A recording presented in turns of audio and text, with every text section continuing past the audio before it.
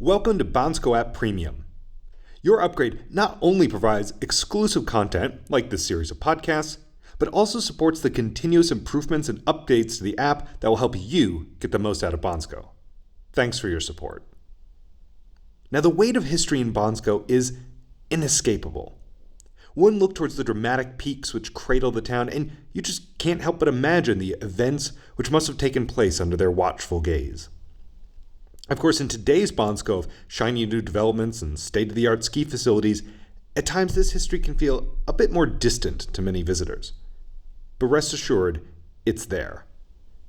Now, this mini-series of episodes in the history of Bansko is designed to bring that history right to you.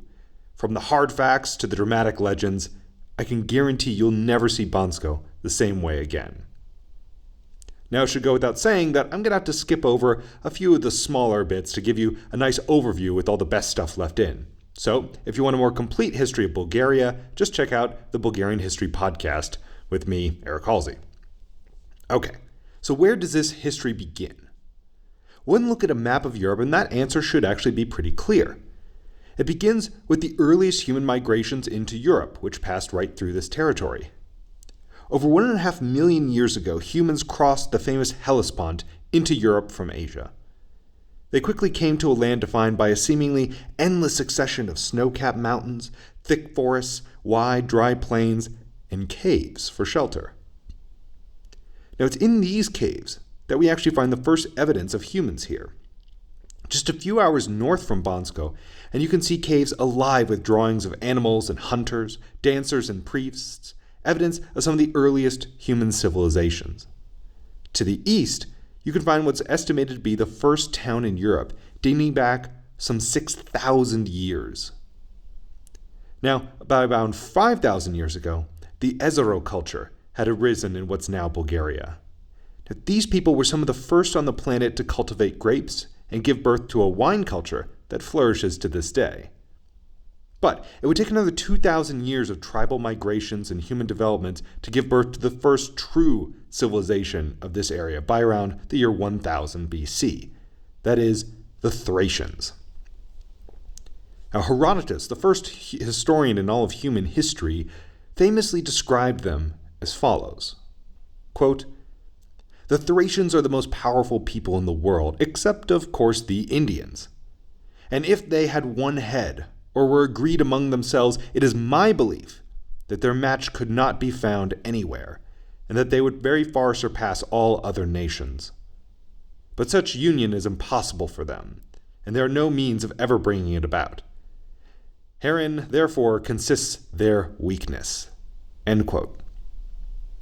So these fierce warrior people were thoroughly divided into tribes.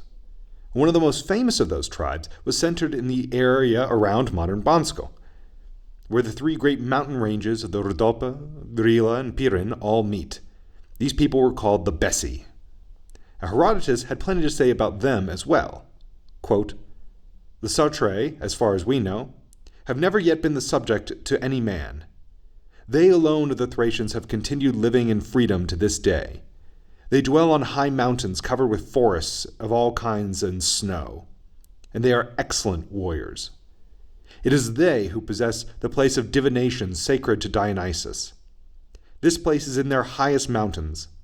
The Bessi, a clan of the Satrae, are the prophets of this shrine.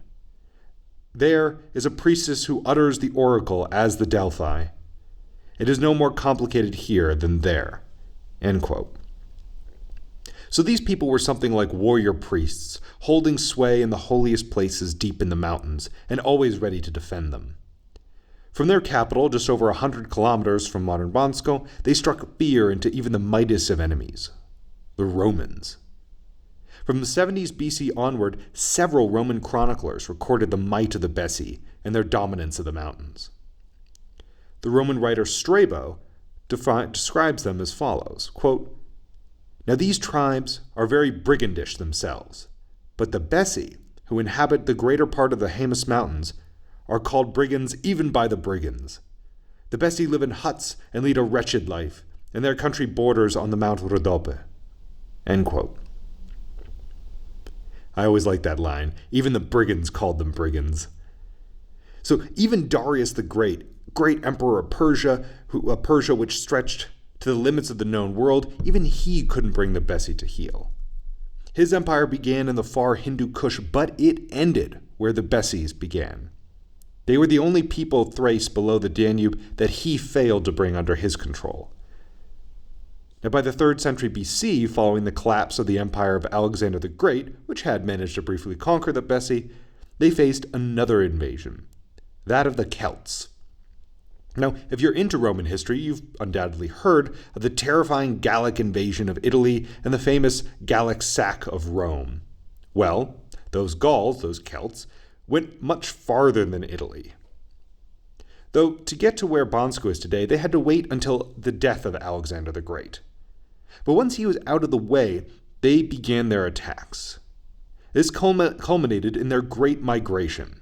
So, after a huge number of Celts were defeated by a Greek coalition at Delphi, the Celts retreated right through the area of modern Bansko on their way to Anatolia.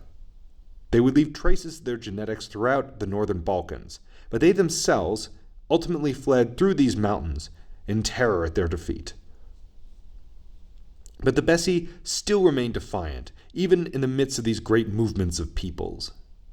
It took the might of that most famous of Roman emperors, Augustus, to ultimately conquer them. Historians Christopher Weber and Angus MacBride describe the conquest as follows, quote, "The Emperor Augustus, who returned the favor, defeating the Bessis when they attacked Macedonia. This tribe must have impressed the Romans, as they took to calling all Thracians Bessi. They wrote it down as the tribe of origin." End quote. So it's no surprise that the mountains which surrounded Bansko would produce such fierce and tough people, if you've seen them yourself. No, nor that these people would produce such religious folk, people with a profound connection to their gods, having seen what their gods could craft from the earth, having seen this dramatic scenery, which still can be seen today.